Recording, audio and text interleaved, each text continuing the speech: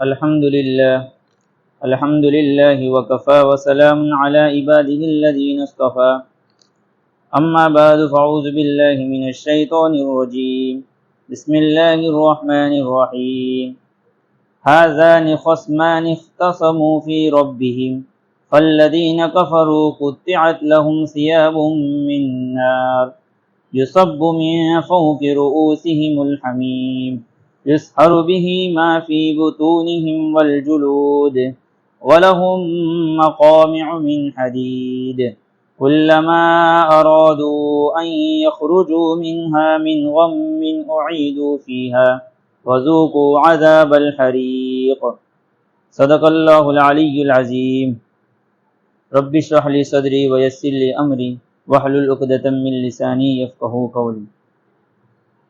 اللہ کا بہت بڑا احسان و کرم ہوا کہ اللہ تبارک تعالیٰ نے پھر ہمیں ایک بار قرآن پاک کی تفسیر میں بیٹھنے کی توفیق دی۔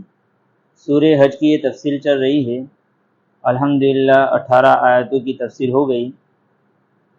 اللہ تبارک تعالیٰ نے ان آیتوں میں بھی اہم تعلیمات دی تھی۔ اللہ تبارک تعالیٰ ہمیں ان تعلیمات پر عمل کرنے کی توفیق عطا فرمائے۔ گزشتہ سبق میں یہ بات آئی تھی، گزشتہ درس میں یہ بات آئی تھی کہ دنیا میں جتنے بھی فرقے ہیں، چاہے یہودی ہو، چاہے عیسائی ہو، چاہے مجوسی ہو، کوئی بھی فرقے ہو، وہ ہر ایک اپنے آپ کو حق پر سمجھتا ہے کہ میں حق پر ہوں۔ تو اللہ تبارک تعالیٰ نے ان کے بارے میں بتلا دیا کہ ان اللہ یفصل بینہم یوم القیامہ، کہ اللہ تعالیٰ ان کے درمیان میں قیامت کے دن فیصلہ فرما دیں گے۔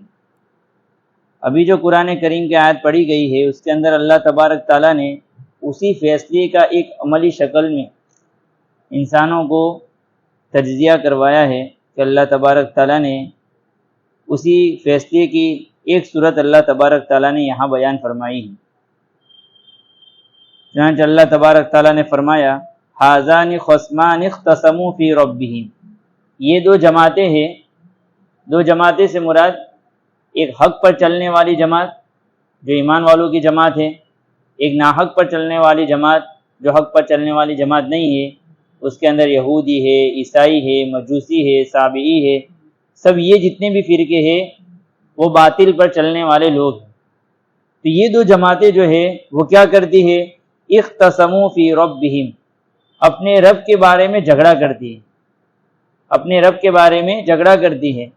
ایمان والے بتلاتے ہیں کہ اللہ تبارک تعالیٰ قادر مطلق ہے، ہر چیز کو کرنے والی ذات اللہ کی ہے، لیکن وہ باطل جو ہے وہ اللہ تعالیٰ کی ذات میں نقص نکالتے ہیں کہ اللہ تبارک تعالیٰ ہر کام نہیں کر سکتا ہے۔ اس لیے اللہ تبارک تعالیٰ نے اپنے کاموں کو تقسیم کر دیا ہے کہ کچھ کام اس کو دے دیے، کچھ کام اس کو دے دیے، گویا کہ وہ اللہ تبارک تعالیٰ کے قادر مطلق ہونے میں شک کرتے ہیں۔ اسی طریقے سے اللہ تبارک تعالیٰ کے بارے میں اس بات میں شک میں ہے کہ اللہ تبارک تعالیٰ دوبارہ زندہ کیسے کرے گا، اور ایمان والے بتلاتے ہیں کہ وہ اللہ تبارک تعالیٰ دوبارہ زندہ کرنے پر قادر ہے۔ تو یہ اللہ کے بارے میں یہ دو جماعتیں جھگڑتی رہتی ہیں۔ یہی جھگڑے کا مظاہرہ جو پہلا ہوا تھا وہ جنگ بدر کی صورت میں ہوا کہ وہاں پر جنگ بدر کے میدان میں اللہ تبارک تعالیٰ نے حق اور باطل کے درمیان میں ایک فیصلہ کن جنگ کروائی کہ اس وقت حضرت حمزہ رضی اللہ تعالیٰ عنہ، بخاری میں یہ روایت موجود ہے کہ یہ آیتیں یہ جنگ میدان میں، جنگ بدر میں جو یہ آپس میں مقابلہ ہوا تھا ان کے بارے میں یہ نازل ہوئی۔ چنانچہ ایک طرف سے حق والوں کی طرف سے حضرت حمزہ رضی اللہ تعالیٰ عنہ، حضرت علی رضی اللہ تعالیٰ عنہ اور حضرت عبیدہ بن حارث رضی اللہ تعالیٰ عنہ، یہ تینوں صحابی ایک طرف سے تھے، اور دوسری طرف سے ولید ہے، عتبہ ہے اور شیبہ ہے، یہ تین ایک طرف سے جو ناحق تھے ان کا مقابلہ ہوا میدان جنگ میں۔ چنانچہ اللہ تبارک تعالیٰ نے جو باطل تھے ان لوگوں کو ختم کر دیا، وہ تینوں کو تین جو تھے وہ ختم ہو گئے، مر مٹ گئے۔ یہاں پر عبیدہ جو تھے وہ صرف زخمی ہوئے، زخمی ہونے کے بعد اللہ کے نبی پاک صلی اللہ علیہ وسلم کے پاس پہنچے، اس کے بعد پھر اسی زخم کی بنیاد پر ان کا بھی انتقال ہوا۔ یہ اللہ تبارک تعالیٰ نے یہ بھی جو جنگ بدر میں جو جنگ ہو رہی تھی وہ کس کے بارے میں؟ اللہ تبارک تعالیٰ کے بارے میں جنگ ہو رہی تھی کہ ایک جو گروہ تھا وہ اللہ تعالیٰ کے کلمے کو بلند کرنے کے لیے آیا تھا، اور ایک جو ہے اللہ تبارک تعالیٰ کو اللہ تبارک تعالیٰ کے ساتھ شرک کرنے والا گروہ تھا، جماعت تھی۔ اللہ تبارک تعالیٰ آگے بیان کر رہے ہیں، آگے دونوں جماعتوں کے اللہ تبارک تعالیٰ نتیجے بیان کر رہے ہیں، عملی شکل میں کیا ہوگا۔ تو اللہ تبارک تعالیٰ کافروں کو 4 سزائیں جو دے گا اس کو بیان کیا ہے، اور مومنین جو حضرات جو حق پر چلنے والے ہیں ان کو 4 اللہ تبارک تعالیٰ انعاموں سے نوازے گا، اس کو یہاں پر بیان کیا ہے۔ چنانچہ بیان کیا والذین کفروا، وہ لوگ جنہوں نے کفر اپنا لیا ہے، بہت بھیانک یہاں پر سزائیں بیان کی ہے۔ قطعت لہم ثیاب من نار، ان کے لیے جہنم کے کپڑوں کو تراشا جائے گا، ان کے لیے ان کو پہنانے کے لیے آگ کے کپڑوں کو تراشا جائے گا کہ ان کے پوری باڈی کو آگ لپیٹ جائے گی، گویا کہ جیسے کپڑے کے ذریعے سے آدمی کے بدن کو ڈھانپا جاتا ہے ویسے ہی آگ کے ذریعے سے اس کے بدن کو ڈھانپا جائے گا۔ ایک تفسیر میں یہ بیان کیا ہے کہ ان کو ایسے کپڑے پہنائے جائیں گے کہ جس کے نتیجے میں آگ جلدی سے ان کے کپڑوں پر لگے، جیسے قرآن میں دوسری جگہ پر بھی یہ بات کی صراحت ہے کہ ایسے دھات کے اور ایسی چیزوں کے کپڑے ان لوگوں کو جہنمیوں کو پہنائے جائیں گے کہ تیزی کے ساتھ آگ ان کو لپٹ جائے۔ اور ایک روایت کے مطابق یہ ہے کہ ان کو آگ کے کپڑے ہی بنا کر پہنائے جائیں گے۔ تو یہ ایک سزا تو یہ بیان کی ہے۔ دوسری سزا ان کی بیان کی ہے یصب من فوق رؤوسہم الحمیم، کہ ان کے سروں کے اوپر سے کھولتا ہوا پانی ڈالا جائے گا، کھولتا ہوا پانی ان کے سروں پر، جب نہانے کی ضرورت محسوس کریں گے، جب وہاں کی گندگیوں سے پریشان ہو کر نہانے کی ضرورت محسوس کریں گے، یا پانی کی پیاس کی وجہ سے، پانی کی شدت کی وجہ سے پانی کی ضرورت کو محسوس کریں گے، یصب من فوق رؤوسہم الحمیم، ان کے سروں کے اوپر سے پانی، گرم کھولتا ہوا پانی ٹپکایا جائے گا، ڈالا جائے گا۔ نتیجہ کیا ہوگا؟ یسحر بہ ما فی بطونہم والجلود، جس کی وجہ سے وہ تمام چیزیں جو ان کو پیٹوں میں ہوگی وہ تمام کے تمام چیزیں پگھل جائے گی، انتڑیاں پگھل جائے گی، ان کے پیٹوں میں جتنی بھی چیزیں ہیں وہ پگھل کر ختم ہو جائے گی، بھاپ بن جائے گی۔ والجلود، اور جو حصہ پانی کا باہر آئے گا اس کے نتیجے میں جتنی بھی چمڑی ہوگی وہ پگھل کر نیچے اتر آئے گی۔ اتنا بھیانک وہ پانی ہوگا، خطرناک وہ پانی ہوگا، اس کو یہاں بیان کیا۔ قرآن میں سورہ نساء میں ہے کہ کلما نضجت جلودہم بدلناہم جلودا غیرہا، کہ وہ چمڑی جب ختم ہو جائے گی تو بات ختم نہیں ہوگی، پھر سے اللہ تبارک تعالیٰ اس چمڑی کو واپس جیسی تھی ویسی کر دیں گے، اور پھر واپس وہ سزا چلے گی، یعنی کیا لگاتار خالدی ہمیشہ کے لیے وہ سزائیں ان پر مسلط رہے گی۔ تو یہ دوسرے نمبر کی یہ سزا یہاں بیان کی۔ وَلَهُمْ مَقَامِعُ مِنْ حَدِيدٍ، اور ان کے لیے اس میں لوہے کے ہتھوڑے ہوں گے، گرز ہوں گے، بڑے بڑے لوہے کے ہتھوڑے ہوں گے کہ ایک کی وجہ سے وہ ساتوں زمین، یعنی بہت گہرائی میں وہ آدمی جہنم کی تہوں میں چلا جائے گا، پھر وہاں سے وہ واپس آئے گا، اس قدر زور سے اس کے ذریعے سے مارا جائے گا۔ یہ تیسری سزا ہے اللہ کے نافرمانوں کی۔ اب یہ سزاؤں سے بہت تکلیف زدہ ہو چکے ہوں گے، تکلیف میں آ گئے ہوں گے، جس کے نتیجے میں وہ وہاں سے باہر نکلنے کی کوششیں کریں گے۔ کلما ارادوا ان یخرجوا منها من غم اعیدوا فیہا، جب بھی وہ لوگ وہاں کی تکلیفوں سے پریشان ہو کر وہاں سے نکلنے کا ارادہ کریں گے، اعیدوا فیہا، تو اس میں ان کو واپس لوٹا دیا جائے گا، اور کہا جائے گا فذوقوا عذاب الحریق، وذوقوا عذاب الحریق، کہ تم یہ جلتے ہوئے عذاب کا مزہ چکھو۔ جب تم کو بات سمجھائی جا رہی تھی کہ قیامت برپا ہوگی، اس میں حساب کتاب ہوگا، اور حساب کتاب کے بعد اللہ تبارک تعالی جہنمی اور جنتیوں کا فیصلہ کریں گے، تو اس وقت تم کو اللہ کی اس قدرت پر یقین نہیں آ رہا تھا، تو اب یہ جہنم کا عذاب چکھو۔ اللہ تبارک تعالی ظالم نہیں ہے، انہوں نے خود اپنے ایسے کرتوت اور ایسے اعمال کیے جس کے نتیجے میں اللہ تبارک تعالیٰ نے یہ سزا ان کے لیے مسلط کی۔ تو یہ 4 سزائیں جو ہے اللہ کے نافرمانوں کے لیے ہے۔ پھر آگے اللہ تبارک تعالیٰ نے ایمان والوں کو تسلی دی، اور ایمان والوں کے لیے بھی یہاں پر 4 نعمتوں کا ذکر کیا ہے۔ ان اللہ یدخل الذین آمنوا وعملوا الصالحات، بے شک اللہ تعالیٰ داخل کرے گا ان لوگوں کو جو ایمان لائے، صحیح معنوں میں ایمان لائے، ذرا برابر بھی اللہ کی باتوں میں، اللہ کے نبی کی باتوں میں شک نہیں کیا، وعملوا الصالحات، اور نیک کام کیے، اللہ کے نبی کے بتلائے ہوئے طریقوں کو دل سے لگایا اور اس کے مطابق زندگی گزاری۔ جنات تجری من تحتها الانہار، ایسے باغات میں اللہ تعالیٰ ان کو داخل کرے گا جس کے دامن میں ندیاں بہتی ہوگی، جس کے نیچے ندیاں بہتی ہوگی۔ گزشتہ بھی میں نے بتایا تھا کہ ایک چھوٹا سا منظر ہم فارم میں جا کر دیکھتے ہیں، ایک مکان ہے، سامنے ایک سوئمنگ پول ہے، تو وہاں پر دیکھ کر بھی آدمی خوش ہو جاتا ہے۔ وہاں پر تو پوری ایک بادشاہت اس کی ہوگی، نہ جانے کتنے خدام ہوں گے، کتنی حوریں اس کے آگے پیچھے ارد گرد ہوگی، اور وہ وہاں پر باغیچے لگے ہوں گے، نیچے نہریں بہتے ہوگی، کتنا خوشنما منظر ہوگا۔ اللہ تبارک تعالیٰ ایک نعمت تو اس کو یہ دیں گے۔ دوسرے نمبر پر یحلون فیہا من اساور من ذہب ولؤلؤا، اس میں اس کو سونے کے کنگن اور موتیوں اور جواہرات کے کنگن اس کو پہنائے جائیں گے۔ دوسرے انعام یہ ہوگا کہ اللہ تبارک تعالیٰ ان کو وہ کنگن پہنائیں گے۔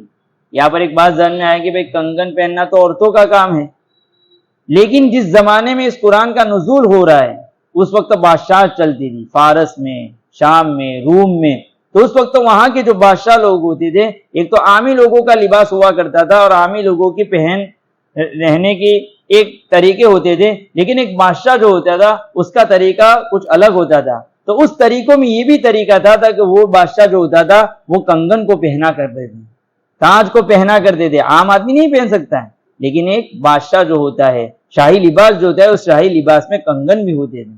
تو جنت میں جو ہے اللہ تبارک تعالیٰ ان کو سونے کے کنگن پہنائے گا، اللہ تبارک تعالیٰ ان کو موتیوں کے کنگن پہنائے گا، اور وہاں کی چیزیں کچھ الگ ہے۔ دنیا کو اس پر قیاس نہیں کر سکتے کہ بھئی دنیا میں ایسا ہے تو وہاں پر ایسا کوئی ایسا سوال ہی نہیں کر سکتے۔ وہ تو خواہشات کو پوری کرنے کی جگہ ہے، یہاں پر رب کی باتوں کو پوری کرنے کی یہ جگہ ہے۔ اس لیے وہاں پر اللہ تبارک تعالیٰ جو ہے سونے اور موتی اور جواہرات کے کنگن پہنائیں گے۔ قرآن کریم کے مطالعے سے بات معلوم ہوتی ہے کہ اللہ تبارک تعالیٰ جنتیوں کو 3 طریقے کے کنگن پہنائیں گے۔ ایک کنگن تو سونے کا ہوگا، ایک کنگن چاندی کا ہوگا، اور ایک کنگن جو ہوگا موتی اور جواہرات کا ہوگا۔ یہ اللہ تبارک تعالیٰ اس کا اعزاز و اکرام اس طریقے سے فرمائیں گے، تو یہ دوسرا انعام ہے اس کا۔ پھر آگے بیان فرمایا وَلِبَاسُهُمْ فِيهَا حَرِيرٌ، اور اس میں ان کا لباس یہ ریشم کا ہوگا، ریشم کے لباس ان کو پہنائے جائیں گے۔ دنیا میں جو حرام ہے، دنیا میں سونا پہننا بھی حرام ہے مردوں کے لیے، وہاں پہنایا جائے گا۔ لباس ریشم کا حرام ہے، وہاں پر اللہ تبارک تعالیٰ پہنائیں گے۔ حتیٰ کہ یہ لباس ریشم کے اور سونے چاندی کے بارے میں ایسی روایت موجود ہے، روایتوں میں آتا ہے کہ جس بندے نے ریشم کا لباس دنیا میں پہنا، جس بندے نے دنیا میں سونے چاندی کے برتنوں کو استعمال کیا، جس بندے میں دنیا میں شراب پی، چاہے پھر اس کے متعلق جنت میں جانے کا فیصلہ ہوگا، اس کے باوجود بھی جنت میں ان نعمتوں سے وہ محروم رہے گا، جنت میں بھی یہ چیزیں اس کو نصیب نہیں ہوگی۔ یہ علامہ قرطبی رحمۃ اللہ علیہ نے اس کی وضاحت فرمائی ہے۔ اب یہاں پر ایک سوال ذہن میں آئے گا کہ جنت تو ایسی جگہ ہے کہ جہاں پر ہر چیز کی خواہشات کو پوری کی جاتی ہے، اور وہاں پر تو اگر ان کو یہ چیزیں نہیں ملے گی تو اس کی وجہ سے ان کو غم اور تکلیف ہوگی، اور جنت میں تو تکلیف کا نام و نشان نہیں ہے، تو ایسا کیسے ہو سکتا ہے؟ تو اللہ تبارک تعالیٰ جو ہے جنت میں جنتوں کو بھیجنے کے بعد ان کو اس بات کا تو احساس ہوگا کہ اس کا درجہ مجھ سے بڑا ہوا ہے، اس کا درجہ مجھ سے بڑا ہوا ہے، لیکن اس بڑے ہوئے درجے کے نتیجے میں جو غم دنیا میں ہوتا ہے، جو حسد اور حسرت ہوتی ہے، وہ نہیں ہوگی۔ تو یہ اللہ تبارک تعالیٰ اس طریقے سے وہاں کا نظام چلائیں گے، اور وہاں کے جو حسد، گینا اور مطلب کہ جو کپٹ جو سب چیزیں ہوتی ہے، وہ چیزوں کو اللہ تبارک تعالیٰ وہاں سے نکال دیں گے، لیکن وہ چیزوں سے محروم رہے گا۔ اللہ تبارک تعالیٰ ہماری حفاظت فرمائے۔ پھر آگے 3 انعام ہوئے، چوتھے انعام کو سمجھو۔ یہاں پر مولانا ادریس صاحب کاندھلوی رحمۃ اللہ علیہ نے بہت اچھی تفسیر کی۔ وَهُدُوا إِلَى الطَّيِّبِ مِنَ الْقَوْلِ، اور ان کی ہدایت کی گئی پاکیزہ کلمے کی طرف۔ یہ ان کو انعام کیوں ملے؟ کہ اللہ نے ان کو ایسی ہدایت کی پاکیزہ کلموں کی طرف۔ پاکیزہ کلمہ کیا ہے؟ لا الہ الا اللہ محمد الرسول اللہ۔ یہ کلمہ نصیب ہوا تو جنت نصیب ہوئی، اور ایمان ملنے کے بعد وَهُدُوا إِلَى صِرَاطِ الْحَمِيدِ، اور خدا تعالی جو قابل تعریف ہے اس کا راستہ نصیب ہوا، یعنی اعمال نصیب ہوئے، جنت میں لے جانے والے اعمال نصیب ہوئے۔ اس کے نتیجے میں ہم کو اتنی خوشنما جنت ملی۔ تو اللہ تبارک تعالیٰ اس میں یہ 2 چیزیں بتائی۔ اب یہاں پر چوتھا انعام کیسے ہوا؟ یہ تو دنیا کی بات ہے، اور وہاں پر ابھی تذکرہ کس کا چل رہا ہے؟ سب انعام آخرت کے سلسلے میں چل رہے ہیں۔ یہاں پر مولانا ادریس صاحب کاندھلوی رحمۃ اللہ علیہ نے تفسیر کی کہ یہاں پر پاکیزہ کلمے سے مراد وہ کلمہ ہے جو جنتی جنت میں جا کر کہے گا الحمدللہ الذی اذہب عنا الحزن، تمام تعریف اس اللہ کی ہے جس نے ہمارے تمام غم کو دور کر دیا، اور احلنا دار المقامت من فضلی، اور اپنے فضل سے بہترین مقام ہم کو نصیب کیا۔ تو جیسے وہاں پر جہنم میں نکلنے کا ارادہ کر رہا تھا اور وہاں پر غم کے مارے وہ باہر نکلنے کے لیے بےتاب تھا، ایسے ہی یہاں پر جنت میں جانے کے بعد وہ اطمینان والی زندگی میں یہ الفاظ استعمال کر رہا ہے الحمدللہ الذی اذہب عنا الحزن۔ تو چار وہاں پر جو عذاب تھے اس کے مقابلے میں اللہ تبارک تعالیٰ نے چار انعامات کو بیان کیا ہے۔ یہ تو اللہ تبارک تعالیٰ نے قیامت کا ایک منظر یعنی کہ فیصلے کے دن کا ایک منظر عملی شکل میں اللہ تبارک تعالیٰ نے ان آیتوں میں بیان کیا۔ اب آگے کی آیت میں اللہ تبارک تعالیٰ جو ابھی بات آئی تھی ہاذان خصمان، یہ دو جماعت جو آپس میں جھگڑتی ہے اللہ کے بارے میں، تو اس کا ایک جھگڑا اللہ تبارک تعالیٰ بیان فرما رہے کہ کیسے جھگڑا کرتے ہیں وہ لوگ، جو اس وقت فوری طور پر جس وقت قرآن نازل ہو رہا تھا اس وقت کے جھگڑے کو اللہ تبارک تعالیٰ بیان فرما رہے ہیں۔ ان الذین کفروا، بے شک وہ لوگ جنہوں نے کفر اپنایا وہ کیا کرتے ہیں، وَيَصُدُّونَ عَن سَبِيلِ اللَّهِ، وہ لوگ روکتے ہیں لوگوں کو اللہ کے راستے سے، یعنی جو مسلمان اس وقت، چونکہ یہ مکی صورتیں ہیں، اس وقت مکی صورت ہے، اس وقت جو قرآن نازل ہو رہا تھا اور یہ لوگ نماز پڑھنا چاہتے تھے حرم میں جا کر تو پڑھنے نہیں دیتے تھے، دین پر چلنا چاہتے تھے تو دین پر چلنا نہیں دیتے تھے، خود بھی گمراہ اور دوسروں کو بھی صحیح راستے پر چلنے نہیں دیتے تھے۔ وَيَصُدُّونَ عَن سَبِيلِ اللَّهِ، اللہ کے راستے سے روکتے تھے۔ اور دیکھو یہاں پر ایک پیشن گوئی بھی اللہ تبارک تعالیٰ نے دی، یہاں پر یہ مولانا بیٹھے وہ سمجھ سکتے ہیں ان الذین کفروا ماضی کا صیغہ استعمال کیا، یعنی انہوں نے ماضی میں کفر اپنا لیا۔ وَيَصُدُّونَ مضارع کا صیغہ ہے، مضارع کا صیغہ ایک عربی کی ایک گرامر ہے، اس کے اندر دو معنی نکلتے ہیں، وہ ابھی اللہ کے راستے سے روکتے ہیں اور ایک ترجمہ یہ بھی نکلتا ہے اللہ کے راستے سے روکیں گے۔ تو چنانچہ مکہ میں جو ہے جب نیا ایمان لائے اس وقت نمازیں نہیں پڑھنے دے رہے تھے، اس اعتبار سے روکتے تھے، اور روکیں گے پیشن گوئی ہے کہ اللہ کے نبی پاک صلی اللہ علیہ وسلم جب مدینہ سے عمرہ کرنے کے لیے آئے تو اللہ کے نبی کو حدیبیہ میں روکا گیا، تو یہ روکتے ہیں روکیں گے۔ وَيَصُدُّونَ عَن سَبِيلِ اللَّهِ، کس سے روکتے ہیں، وَالْمَسْجِدِ الْحَرَامِ، مسجد حرام سے روکتے ہیں، یعنی بیت اللہ میں طواف کرنے سے روکتے ہیں، بیت اللہ میں عبادت کرنے سے روکتے ہیں۔ یہاں پر مسجد حرام کا لفظ جب پہلے بولا جاتا تھا تو صرف کعبے کے لیے بولا جاتا تھا، لیکن پھر یہاں پر جو مراد ہے مسجد حرام سے حج کے لیے جو ارکان کیے جاتے ہیں، اس کے لیے جو جگہیں استعمال ہوتی ہے وہ تمام جگہیں یہاں پر مراد ہے۔ والمسجد الحرام، اس کے اندر مزدلفہ بھی مراد ہے، مینا بھی مراد ہے، عرفات بھی مراد ہے، بیت اللہ بھی مراد ہے، بیت اللہ کے اطراف کے جو حرم کا حصہ ہے وہ بھی مراد ہے۔ سب جگہوں سے یہ لوگ روکتے ہیں کیونکہ اللہ کے نبی کو حدیبیہ میں روک دیا ہے، وہ تو کہاں ہے، بیت اللہ سے بھی دور ہے، یہاں پر بیت اللہ میں تو اندر حرم میں بھی نہیں آنے دیا ہے، یعنی حرم کے ان حصوں میں بھی اللہ کے نبی پاک صلی اللہ علیہ وسلم کی لشکر کو اور اللہ کے نبی کو نہیں آنے دیا ہے۔ تو یہاں پر مسجد حرام سے کیا مراد ہے، وہ تمام جگہ جو حج کے موقع پر آدمی جن جگہوں پر جاتا ہے وہ تمام جگہ مراد ہے۔ مسجد حرام سے یہ لوگ روکتے ہیں، جس مسجد حرام کو اللہ نے جعلناہ للناس، کہ ہم نے اس کو لوگوں کی عبادت کے لیے بنایا ہے۔ اب یہاں پر ایک جملہ آگے آ رہا ہے، سواء العاکف فیہ والباد، برابر ہے اس میں وہاں کا مقیم بھی اور باہر سے آنے والا مسافر بھی، یعنی وہاں کی جتنی بھی جگہ ہے اس میں کسی کی ملکیت نہیں ہے کہ وہاں کا بادشاہ جو ہے اس بادشاہ کی وہاں حکومت ہے تو اس بادشاہ اس کا مالک ہے، نہیں، اللہ نے فرما دیا یہ وقف عام ہے، یہ سب کے لیے برابر ہے، چاہے ہندوستان میں بیٹھا ہوا آدمی ہو اس کا بھی اس میں حصہ ہے، جتنی بھی وہاں پر حج کے ارکان ادا کرنے کی جتنی بھی جگہ ہے وہ تمام کی تمام جگہ وقف عام ہے۔ یہ اللہ تبارک تعالیٰ نے اس کے اندر وضاحت فرما دی۔ یہاں پر ایک مسئلہ بیان کیا جاتا ہے، ساتھ ساتھ میں بیان کرتا چلوں، یہاں پر مسجد حرام کے میں جتنی بھی حج کے ارکان کرنے کی جگہ ہے وہ تو وقف عام متفق مسئلہ ہے، کسی کا اختلاف نہیں ہے، اس میں کسی کی ملکیت نہیں ہے، لیکن وہاں پر جو مکانات ہے، جو دکانیں ہیں، اس کے بارے میں کیا ہے، اس کے بارے میں علماء کا اختلاف ہے۔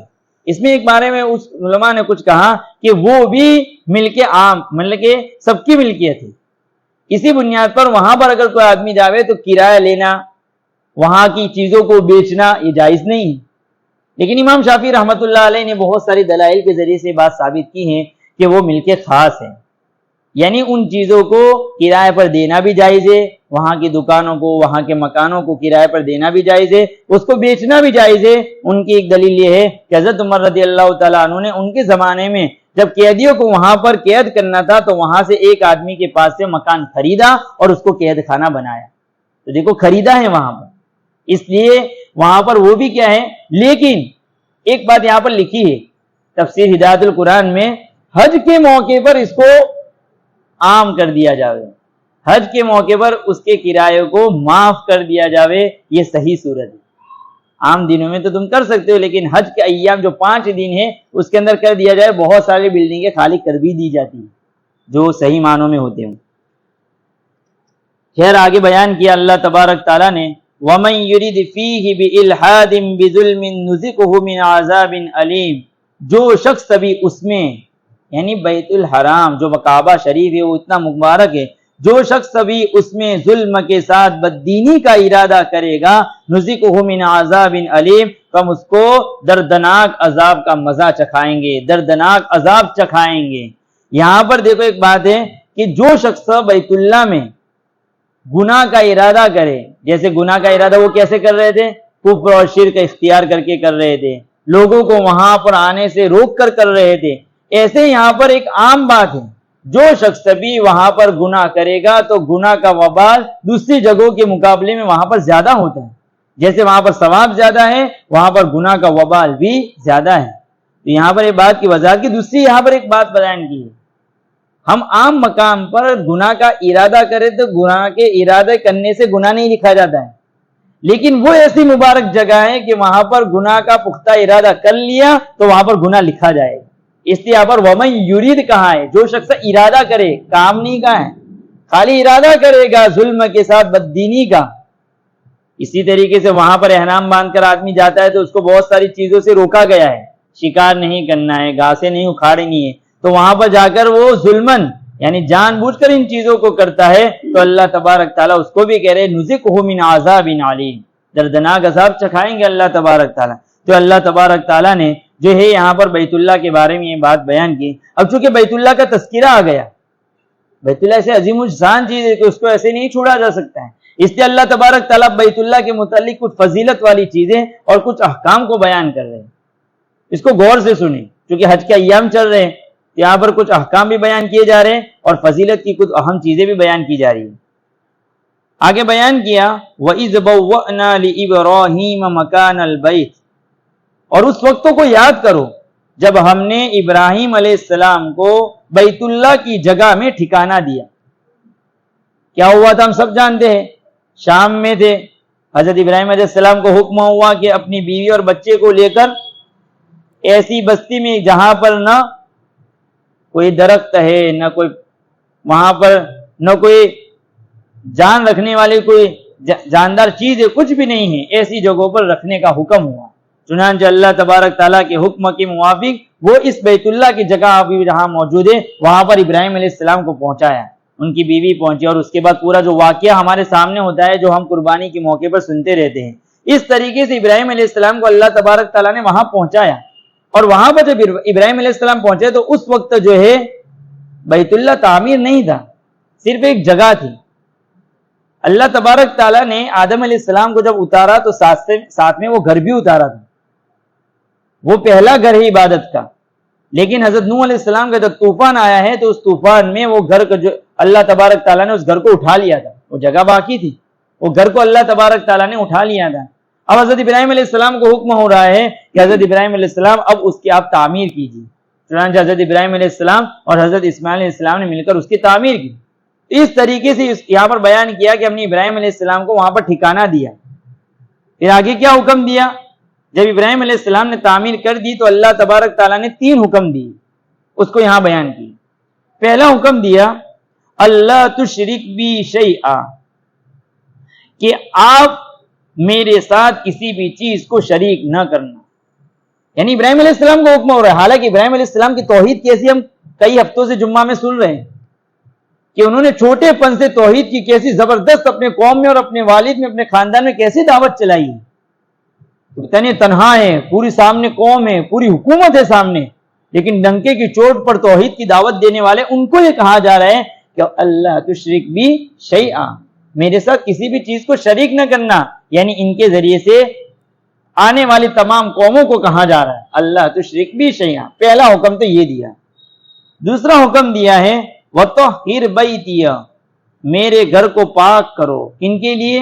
لِلطَّائِفِينَ، طواف کرنے والوں کے لیے، وَالْقَائِمِينَ، وہاں پر وہاں پر اعتکاف کرنے والوں کے لیے، وَالرُّكَّعِ السُّجُودِ، اور رکوع اور سجدہ کرنے والوں کے لیے، یعنی نماز پڑھنے والوں کے لیے میرے گھر کو پاکیزہ رکھو۔ پاکیزہ رکھنا دو طریقے سے، ظاہری طور پر پاکیزہ رکھو کہ کوئی گندگی، کوئی ناپاکی اس میں نہ آ جاوے، بتوں کی گندگی اس میں نہ آ جاوے، اس کے ذریعے سے پاک رکھو اس کو۔ چنانچہ اس وقت بھی چونکہ قبیلے جرہم وہاں پر آباد تھا، اس لیے قبیلے جرہم کے لوگ بھی چونکہ بت پرستی میں مبتلا تھے، اس لیے اس جگہ میں انہوں نے بتوں کو رکھا ہوا تھا۔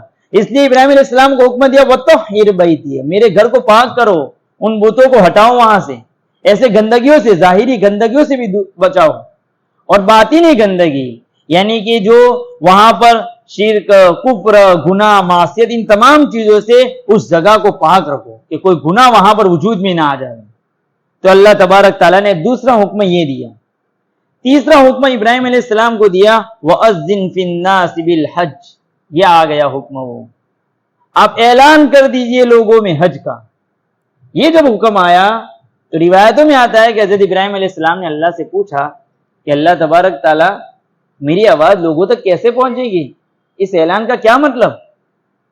یا تو دو چار آدمی سن سکیں گے، اور یہ جنگلی پوری آبادی ہے، یہاں پر نہ کوئی انسان ہے کہ جہاں پر یہ بات پہنچے گی۔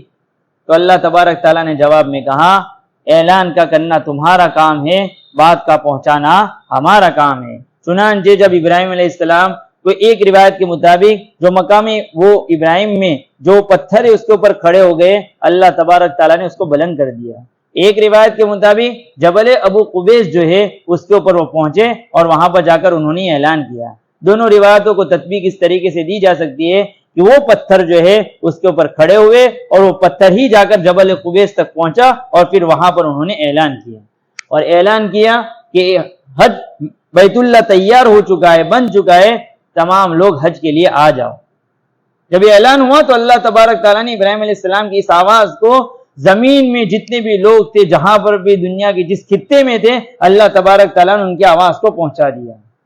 آسمانوں میں بھی پہنچایا کہ جو ابھی دنیا میں نہیں آئے تھے، روح کی شکل میں عالم ارواح میں تھے، ان کے پاس بھی یہ بات پہنچی، اور جن جن لوگوں نے اس وقت جتنی مرتبہ لبیک ان کی بات پر کہا، اللہ تبارک تعالیٰ اتنی مرتبہ ان کو حج کے لیے لے جائے گا۔ جنہوں نے کہا وہ حج کریں گے، جو کہنے سے رہ گئے وہ لوگ حج پہ نہیں جا پائیں گے۔ اس لیے جو حاجی یہاں سے چلتا ہوا لبیک لبیک اللہم لبیک کہتا ہوا جاتا ہے، وہ گویا کہ حضرت ابراہیم علیہ السلام کی اس ندا کا جواب دے رہا ہے کہ ہاں ہم حاضر ہیں، ہم حاضر ہیں۔ اس وقت آواز دی تھی، ابھی لبیک کہتا ہوا جا رہا ہے۔ تو تیسرا حکم جو ہے حضرت ابراہیم علیہ السلام کو اس بات کا دیا گیا۔ اللہ تبارک تعالیٰ ہم سب کو بیت اللہ کا طواف اور بیت اللہ کا حج نصیب فرماوے۔ پھر اللہ تبارک تعالیٰ نے فرمایا آگے کہ اس اعلان کا نتیجہ کیا ہوا؟ اعلان تو ہوا، لیکن اس اعلان کا نتیجہ کیا ہوا؟ اعلان کا نتیجہ یہ ہوا یاتوک رجالا، کہ وہ لوگ آپ کے پاس پیادہ چلتے ہوئے، پیروں کے بل پیروں سے چلتے ہوئے آپ کے پاس آئے، وعلی کل ضامر، اور ہر دبلی پتلی اونٹنی پر وہ چلتے ہوئے آئے، یاتین من کل فج عمیق، ہر دور دراز گھاٹی والوں راستے طے کرتے ہوئے، یعنی بھیانک راستے ہوتے ہیں، مشقت بھرے راستے ہوتے ہیں، لیکن اتنا شوق ان کے دلوں میں اللہ نے پیدا فرما دیا کہ ان تمام مشقتوں کو برداشت کرنا آسان ہے، لیکن ان مشقتوں کو برداشت کر کے اللہ کے دربار میں پہنچتے ہیں۔ ابھی تو سفر آسان ہوا، لیکن سے پہلے زمانے میں جو اونٹوں پر پیدل جو چل کر جاتے تھے، کیسے سفر ہوتے تھے، لیکن ایسے سفر میں بھی علماء نے لکھا ہے کہ جتنی بھی مشقت ہوتی تھی، لیکن جس وقت بیت اللہ پر نظر پڑتی تھی تو اس بیت اللہ کی نظر پر تمام مشقتیں ختم ہو جاتی ہیں۔ ابھی بھی لوگ کہتے ہیں کہ سفر میں جتنا بھی تھکاوٹ ہوتی ہے، لیکن جس وقت بیت اللہ پر ایک نظر پڑتی ہے وہ تمام تھکاوٹ کافور ہو جاتی ہے، ختم ہو جاتی ہے۔ اللہ نے ایسی اس کے اندر جاذبیت رکھی۔ تو یہاں پر اس کا یہ نتیجہ ہوا کہ لوگ پہنچتے اور ایک مرتبہ پہنچنے کے بعد جی نہیں بھرتا ہے، مثابۃ للناس، لوگوں کو کھینچتا ہے، ایک چمبک ہے وہ مسابت چمبک ہے، کھینچتا ہے، ایک مرتبہ گئے اس کا جی نہیں بھرتا ہے، بار بار جانے کا اللہ تعالیٰ اس کے اندر داعیہ پیدا کرتے ہیں۔ تو اللہ تبارک تعالیٰ نے اس کو یہ بیان کیا۔ پھر اللہ تبارک تعالیٰ فرما رہے، بس اتنی بات پوری کر لے، اس کے ذریعے سے اللہ تبارک تعالیٰ کیوں پہنچاتا ہے، یہ حکم کیوں دیا؟ لیشہدوا منافع لہم، تاکہ اللہ تعالیٰ دکھاوے ان کو اس کے نفع دکھانے کا، نفعوں کا مشاہدہ کراوے، اس کے لیے اللہ تبارک تعالیٰ نے اس حکم کو جاری کیا اور اس کو وہاں پر بلایا۔ اب اس کے کیا فائدے ہیں؟ دنیا کے بھی بہت سارے فائدے، دینی فائدے تو ہی۔ دینی فائدوں میں دو بڑے بڑے فائدے جو حدیثوں میں بالکل واضح الفاظ میں موجود ہے کہ جب وہاں سے حج کر دیا جاتا ہے تو وہ ایسا ہو جاتا ہے جیسا کہ ابھی ہی اس کی والدہ نے اس کو جنا ہو، بالکل گناہوں سے پاک اور صاف ہو جاتا ہے۔ یہ پہلا دینی فائدہ۔ دوسرا دینی فائدہ، بہت گہری بات لکھی وہاں پر، لکھی کہ اللہ تبارک تعالیٰ نے جن پر حج فرض کیا ہے اس کے بعد بھی وہ حج کرنے نہیں جاتے، تو حضرت علی رضی اللہ تعالیٰ کی روایت کیا ہے؟ چاہے وہ یہودی ہو کر مرے، چاہے نصرانی ہو کر مرے، ہمیں کوئی پرواہ نہیں۔ تو یہ حج نہ کرنے کی بنیاد پر ایمان کا خطرہ ہے۔ اس کا برعکس کیا نکلا کہ حج کرے گا اللہ تعالیٰ اس کے ایمان کو محفوظ کر دے گا۔ سب سے بڑی چیز ملتی ہے کہ اللہ جو صحیح معنوں میں حج کر کے آتا ہے، اللہ اس کے ایمان کی حفاظت کرتے، وہ مرتد ہونے سے بچ جاتا ہے۔ یہ بڑا فائدہ ہے۔ دنیا کا بڑا فائدہ کیا ہے؟ وہ بھی حدیث میں موجود ہے کہ اللہ تبارک تعالیٰ فقر و فاقہ سے اس کو دور کر دیتے ہیں۔ دنیا کی پوری تاریخ اٹھا کر دیکھو کہ حج کیا ہو اور وہ محتاج ہو گیا ہو، ایسا ہو ہی نہیں سکتا۔ اس کے دوسرے گناہوں کے نتیجے میں وہ فقر و فاقہ میں مبتلا ہو سکتا ہے، لیکن حج کے نتیجے میں وہ فقر و فاقہ میں مبتلا ہو، ایسا تاریخ میں ایک واقعہ بھی نہیں، بلکہ حدیثوں میں آتا ہے کہ فقر و فاقہ اور محتاجی کو حج ایسا دور کرتا ہے جیسے کہ بھٹی لوہے کے اوپر سے زنگ دور کرتی ہے۔ یہ دنیاوی فائدہ، اور اس کے علاوہ بھی بہت سارے فائدے ہیں۔ یہ اللہ تعالیٰ فائدہ دکھانے کے لیے وہاں پر اللہ تبارک تعالیٰ نے پہنچنے کا حکم دیا ہے۔ یہ اللہ تبارک تعالیٰ نے فائدہ۔ اس کے بعد اللہ تبارک تعالیٰ نے 4 باتوں کا حکم دیا ہے۔ جو حج کرنے جاتے ہیں ان کو 4 باتیں کرنی ہیں۔ 4 باتوں کا اللہ تبارک تعالیٰ نے یہاں حکم دیا ہے، مختصر انداز میں اپنے پڑھ لیتے ہیں۔ وَيَذْكُرُ اسْمَ اللَّهِ فِي أَيَّامٍ مَّعْلُومَاتٍ، وہ اللہ کے نام کا ذکر کرے ان مخصوص دنوں میں، عَلَىٰ مَا رَزَقَهُمْ، ان جانوروں پر، ان پالتو جانوروں پر جو اللہ تعالیٰ نے ان کو دیے۔ یعنی وہاں پر جو حج تمتع کرتے ہیں، عمرہ کیا، پھر عمرہ کیا ختم کیا، پھر حج کیا، اس کو کہتے ہیں حج تمتع۔ ان کو پھر کیا کرنی ہے؟ بس کنکری ماننے کے بعد ان کو قربانی کرنی ہے۔ تو اللہ نے جو چوپائے دیے تھے اس میں ان کو قربانی کرنی ہے۔ جو حج قران کرتے ہیں ان کو بھی قربانی کرنی ہے، ان کے اوپر تو واجب ہے ان دونوں پر، اور جو وہاں پر منفرد اکیلا حج کرتے ہیں ان کے لیے مستحب ہے۔ لیکن وہ چوپایوں کو قربان جو کیا جاتا ہے، یہاں پر ایک بہت نکتے کی بات لکھی ہے کہ ان قربانی کے ذریعے سے گوشت کھانا مقصود نہیں ہے، اللہ کے نام کو یاد کرنا مقصود ہے۔ وَيَذْكُرُ اسْمَ اللَّهِ، اس لیے ہماری قربانیوں کے ذریعے سے بھی جو یہاں بھی کی جاتی ہے، مقصود گوشت نہ ہو، مقصود اللہ کو یاد کرنا، اللہ کو راضی کرنا ہو۔ یہ یہاں پر یہ تعلیم دی گئی۔ اس کے بہت سارے احکام ہیں کہ کب قربانیاں واجب ہوتی ہے، کون سے جرم پر بھی قربانیاں واجب ہو جاتی ہے، وہ تفصیل ہے جو حج کے موقع پر بیان کی جاتی ہے۔ لیکن یہاں پر اللہ تبارک تعالیٰ نے ایک حکم دیا کہ یہ کب کیا جائے گا؟ جب عرفات کا دن مکمل ہو جائے گا، 10ویں ذی الحجہ سے قربانی کے ایام شروع ہو جاتے ہیں۔ جب جمرہ جو بڑا عقبہ ہے وہاں پر کنکری مار دی، اس کے بعد پہلے نمبر کا کام کیا ہے؟ قربانی کرو۔ ایک کام ہو گیا، یہ اخیر کے کام جو ہم بتایا جا رہے ہیں۔ پھر آگے کیا حکم دیا؟ یہ جو جانور ذبح کیا ہے وہ تو اللہ کے نام پر کیا ہے، تو کچھ رسمیں اس وقت زمانے جاہلیت میں ایسی تھی کہ اس گوشت کو کھاتے نہیں تھے وہ۔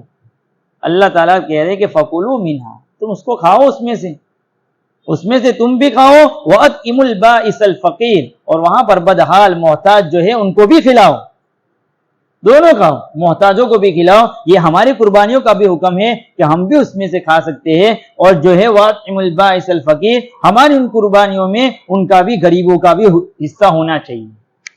تو اللہ تبارک تعالیٰ نے ایک حکم تو یہ دیا۔ دوسرا حکم اللہ تبارک تعالیٰ نے دیا ثُمَّ لْيَقْضُوا تَفَثَهُمْ، اپنے میل کچیل کو دور کرو۔ پھر کیا میل کچیل؟ میل کچیل یہ کہ بھی تم نے جو ارکان ادا کیے، جو بال ہے تو بال کے اندر جو میل کچیل جمع ہوا ہے، تمہارے جہاں کہیں پر بھی میل کچیل جمع ہو اس کو صاف کرو، یعنی حلق کرواؤ۔ حلق کروانے کے نتیجے کے اندر وہ میل کچیل صاف ہو جائے گا۔ یہاں پر حلق بھی کروا سکتے ہیں اور زلفے بھی بنا سکتے ہیں. لیکن یہ آیت کیا بتا رہی ہے؟ افضل کون سی چیز ہے؟ میل کچیل جو زلفے بنانے میں زیادہ نہیں بلکہ حلق کروانے میں ہوگا.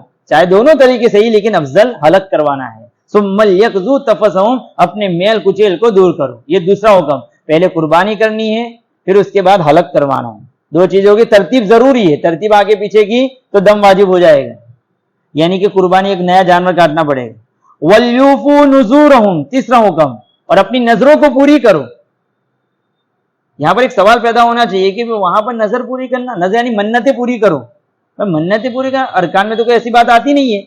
بھائی حلق کروا دیا، وہاں پر یہ بات ہو گئی کہ حلق بھی ہو گیا، قربانی ہو گیا، اب سیدھے طواف زیارت کرو، ختم کرو احرام. یہ بیچ میں کون سی بات تیسرا حکم آ رہا ہے وَلْيُوفُوا نُذُورَهُمْ، اپنی نظروں کو پوری کرو؟ یہ اس لیے کہ جب آدمی حج کے لیے روانہ ہوتا ہے، بہت اچھی بات لکھی سمجھانے کے لیے بہت آسان، کہ جب آدمی حج کے لیے چلتا ہے تو ارادے کر کے چلتا ہے دل میں وہاں پر جاؤں گا تو اتنے طواف کروں گا، اتنی نمازیں پڑھوں گا، اتنی قربانیاں کروں گا، اتنے صدقات کروں گا. دل میں ایک عجیب و غریب نیکیوں کی ایک عجیب و غریب فیلنگیں شروع ہو جاتی. تو اس فیلنگ میں اور اس دائیے میں آدمی کچھ نظریں کر بیٹھتا ہے. تو بھائی جو نظریں کی وہاں پوری کرو. اللہ کے نبی پاک صلی اللہ علیہ وسلم نے قربانی کے موقع پر 100 اونٹ کاٹے، تو ایک اونٹ سے بھی وہ تو حج ادا ہو گیا تھا واجب، لیکن 100 کو پورا کیا. ایک مرتبہ حضرت ابوبکر سن ہجری 9 میں جا رہے تھے، 100 بکریاں اللہ کے نبی نے بھیجی ان کے ساتھ. یعنی کہ جو چیز کرو، جو چیز تم تہیہ کرو، جس کا ارادہ کرو اس کو پوری کرو. یہ بات ہو گئی. اب آگے چلے وَلْيَطَّوَّفُوا بِالْبَيْتِ الْعَتِيقِ، محترم گھر جو ہے اس کا پھر طواف کرو. کون سا طواف ہے؟ طواف زیارت ہے. حج میں 2 چیزیں فرض ہیں، ایک ہے وقوف عرفہ، عرفہ میں ٹھہرنا، اور دوسرا طواف زیارت. تو اب کیا فرمایا کہ وَلْيَطَّوَّفُوا بِالْبَيْتِ الْعَتِيقِ، جو بیت عتیق ہے، جو محترم گھر ہے، اس کا تم طواف کر لو. تو تمہارا احرام مکمل طور پر اب کھل گیا. اب تم احرام کی جو پابندیاں تھی اس سے آزاد ہو گئی. یہ اللہ تبارک تعالیٰ نے ساتھ ساتھ میں 4 احکام بھی بیان کیے، اس کی بھی بہت ساری حکمتیں علماء نے بیان کی. لیکن ہم کو تو یہ دیکھنا ہے ان چیزوں کو کہ اللہ تبارک تعالیٰ نے کتنے بہترین انداز میں ہم کو یہ چیزیں سکھائی، اور اس کے ذریعے سے وَلْيَطَّوَّفُوا بِالْبَيْتِ الْعَتِيقِ، عتیق کیوں کہا؟ بیت حرام کہا تھا، وہاں پر تو سمجھنے عتیق کیوں کہا؟ عتیق کے ایک معنی تو ہے تعظیم کی، کیونکہ وہ معظم گھر ہے، بہت ہی تعظیم کرنے والا گھر ہے، اس لیے عتیق کہا گیا. ایک عتیق کا معنی ہوتا ہے آزاد کرنا، کیونکہ اللہ تبارک تعالیٰ نے اللہ کے نبی پاک صلی اللہ علیہ وسلم کے ذریعے سے اس کو بتوں کی گندگیوں سے آزاد کیا، اس لیے اس کو عتیق کہا جاتا ہے. ایک معنی اس کا قدیم ہے، پرانے کے ہے، کیونکہ سب سے پرانا مکان عبادت کا یہی ہے، اس لیے اس کو بیت عتیق کہا جاتا ہے. تو اللہ تبارک تعالیٰ نے ہم کو اس کے اندر حج کے احکام بھی بڑے بڑے بیان کیے. اس کے بعد بھی بہت اہم احکام آ رہے جو قربانی کے سلسلے کے ہیں، اور اس کے علاوہ بھی بہت اہم تعلیمات اللہ تبارک تعالیٰ نے آگے بیان کیے. جو باتیں ابھی بیان کی گئی، اللہ تبارک تعالیٰ اس کے مطابق ہم کو زندگی گزارنے والا بناوے، اور ہم سب کو حرمین شریفین کی زیارت نصیب فرماوے. آمین. وآخر دعوانا الحمدللہ.